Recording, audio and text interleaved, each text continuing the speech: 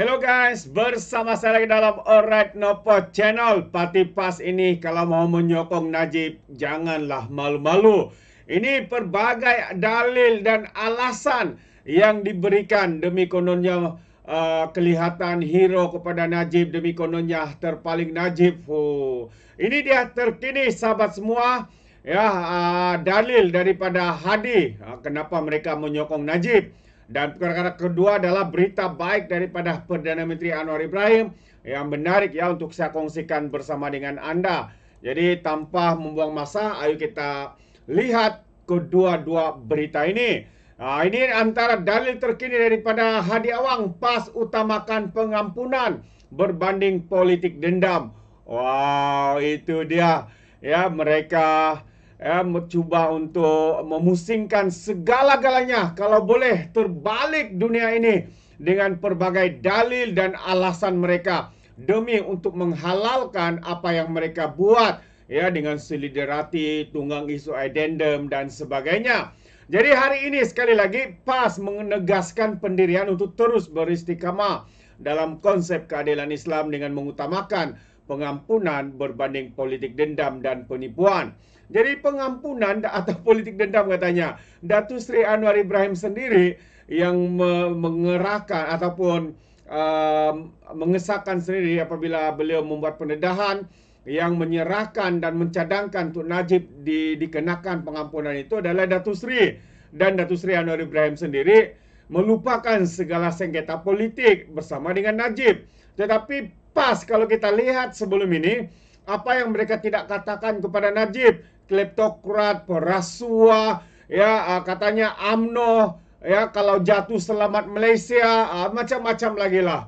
Tapi ini dia sahabat semua, Presiden Hadi Awang, Presiden PAS dalam satu kenyataan berkata bahwa prinsip itu berasaskan ajaran ya yang mementingkan kemaafan dan keadilan. Ini mengulas isu terkini yang berkaitan dengan Tita dalam kes Najib Razak.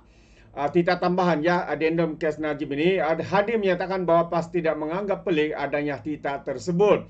Mereka yang menolaknya sama ada kerana jahil agama atau kalangan bukan Islam atau dendam tidak sabar ketika berkuasa. Semuanya dikaitkan dengan agama, semuanya dikaitkan dengan Al-Quran. Karena PAS tetap menjadikan Al-Quran dan Sunnah sebagai hukum tertinggi, termasuklah terhadap orang yang paling bermusuh dengannya. Pada 6 Januari lalu, Mahkamah Rayuan membenarkan rayuan Najib untuk memulakan semakan kehakiman bagi memaksa Menteri Dalam Negeri dan Kerajaan untuk menguatkuasakan titah tambahan oleh Yang di-Pertuan Agong. Karena itu, apa yang diminta oleh Najib ini telah pun diluluskan untuk dikembalikan di Mahkamah Tinggi dan dinilai semula sahabat semua. Dinilai semula. Jadi kalau kita lihat isu tita addendum ini memang ada, tetapi poinnya ataupun persoalannya adalah adakah ia sah ya untuk dilaksanakan, adakah ia mengikut prosedur yang seperti mana harus dibawa ke dalam lembaga pengampunan, disahkan dan juga diluluskan bersama. Jadi sahabat semua, ini antara perkara yang harus ya difahami ya oleh pembangkang.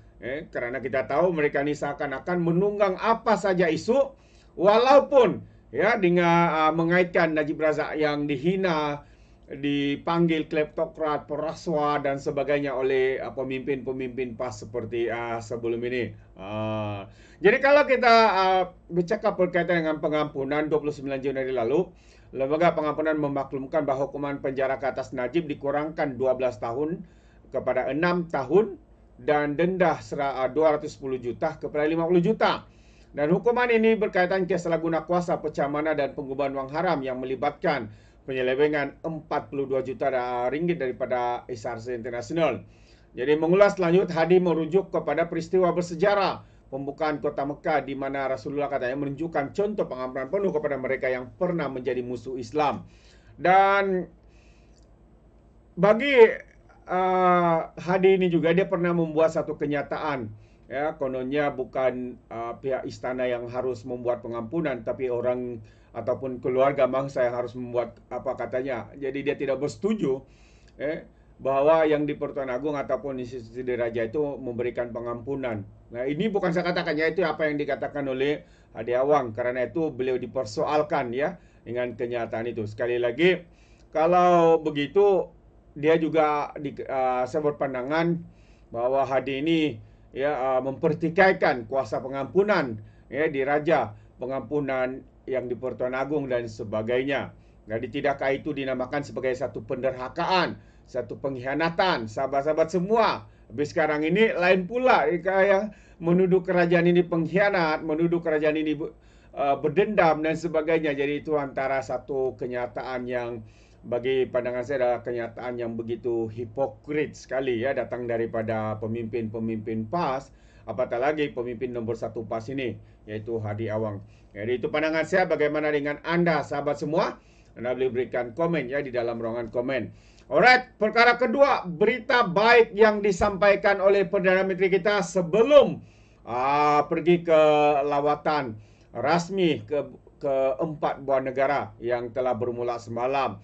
Jadi Datuk Seri menyatakan peruntukan pembangunan bola sepak akan dinaikkan, dinaikkan kepada RM30 juta ringgit. Wow, tahniah kita ucapkan kepada FAM, kepada pasukan bola sepak negara.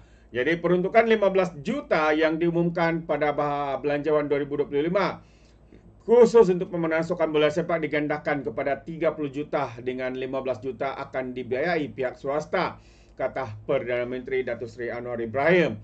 Dalam kenyataan ini, beliau berkata peruntukan itu akan digunakan bagi meningkatkan program pembangunan bola sepak di peringkat khususnya Harimau Melaya selain mempersiapkan pasukan utama agar lebih kompetitif dalam setiap kejohanan antarabangsa yang disertai.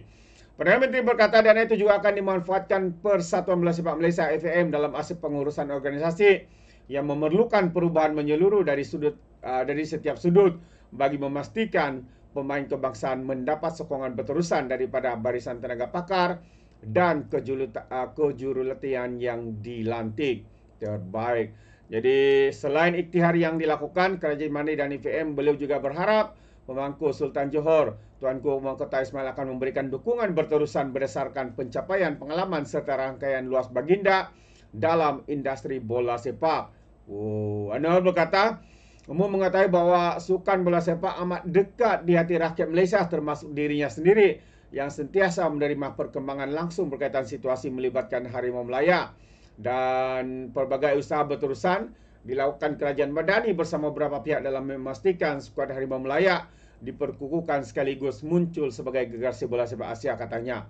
Anda berharap agar rakyat Malaysia terus memberikan sokongan dan kepercayaan kepada skuad kebangsaan termasuk pasukan pengurusan dalam mengangkat nama Malaysia ke peringkat tertinggi dan setanding nama besar bola sepak antarabangsa.